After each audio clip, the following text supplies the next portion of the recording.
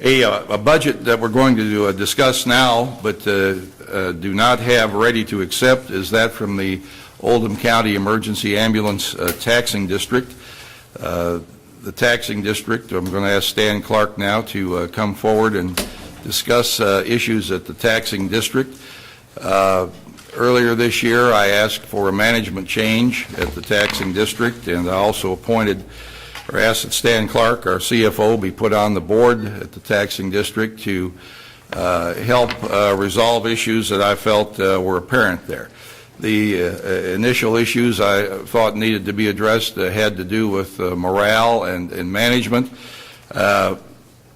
We have subsequently uncovered a series of financial issues that must come to the fiscal court and the community for a resolution. So at this point, I'm going to ask Mr. Clark to make his presentation. Thank you, Judge. I wanted to explain the budget that we were working on here. As a board member, fairly new board member with the Ambulance Taxing District, EMS, let's call it, I wanted to go help educate you, just like I've been educating myself quickly over the last few weeks, having first really getting into this in an attempt to put the budget together for the fiscal year. I think the budget, I call it a working budget, has been put into your folders. And basically, you know, as you all know, the EMS provides emergency medical services for Oldham County. It also provides non-emergency medical transports, such as I call them interfacility transports. That could be from a hospital, Baptist Northeast, to a doctor's office or nursing home to the hospital and whatnot. And that's what we provide for the citizens of Oldham County. The funding comes from two sources. We charge a fee for providing the runs, call it a service fee, and that makes up approximately 30% of the revenue that the district operates off of. The rest of the money comes from a property tax rate of 4.74 cents per $100 of assessed value. That provides 70% of the funding. It's the main source. A little history here. If you look at the last 3 fiscal years, starting in July 1st, 2008 to the year just ended, you'll see that tax revenue is up 38%. The service fees are actually down 3.5%, giving us a net revenue increase of 22.6%. During that same time, the outlays of cash are up 57%.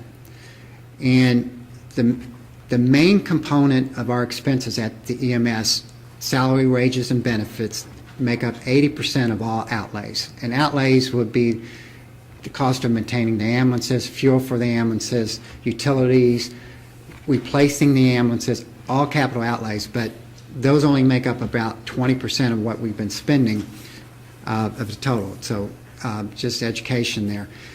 In the last 3 years, EMS has been operating off what we call reserves, deficit spending.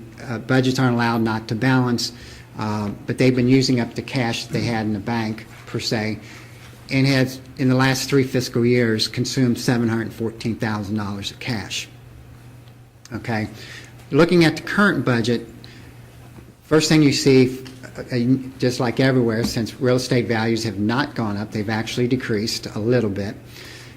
Revenues are flat. The volume of calls and runs and whatnot are basically been flat for 3 to 4 years at EMS. Health cost and retirement, as we all know, are up significantly. It's out of our control kind of thing. Retirement just keeps going up. We also find that we need to upgrade and replace the rolling stock. It makes sense. As we stand here today, we've got 5 ambulances out. We have a fleet of 7 vehicles that we try to maintain so that when one needs servicing or whatnot, we can keep 5 ambulances available. The last ambulance replaced was in fiscal year 2009. Looking at the miles and the use of those ambulances, we should be replacing an ambulance each year. So basically, we've started this fiscal year 2 ambulances behind. We did not replace one in 2010 or 11, and we'll have the need really for 3 this fiscal year. Projected revenues do not even cover operating costs by about $100,000. Put in the need to replace and upgrade at least 2 ambulances to be acceptable, and other cash requirements. We have cash requirements during this fiscal year of over $500,000, $500,000. Okay, continuing on, line that up. Okay, where am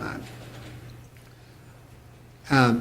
If you look at the budget from a fiscal year to a fiscal year basis, you'll see that at the end of next fiscal year, June 30th, 2012, I'm projecting a cash in the bank of $264,000. And so you say, okay, we've used cash, but we start the year with cash and we end it with cash in the bank. However, timing of revenues and expenses do not match up. Tax revenues are collected mainly in November and December, and as I pointed out to you, that 70% of the revenues are collected basically in a 4-week period. Operating costs, payroll, i.e., are day-to-day costs. Insurance is prepaid at the start of the fiscal year. Workers' comp and liability for the ambulance district this year is $220,000 due August 1st. Monthly cash flow as part of the budget process shows cash outlays exceeding available resources by $850,000 prior to our November tax receipts. EMS will not be able to meet payroll and their other obligations starting in September. Last year, EMS borrowed $165,000 to cover costs until tax receipts. What has happened is that 3 years of deficit spending has left EMS without adequate working capital. So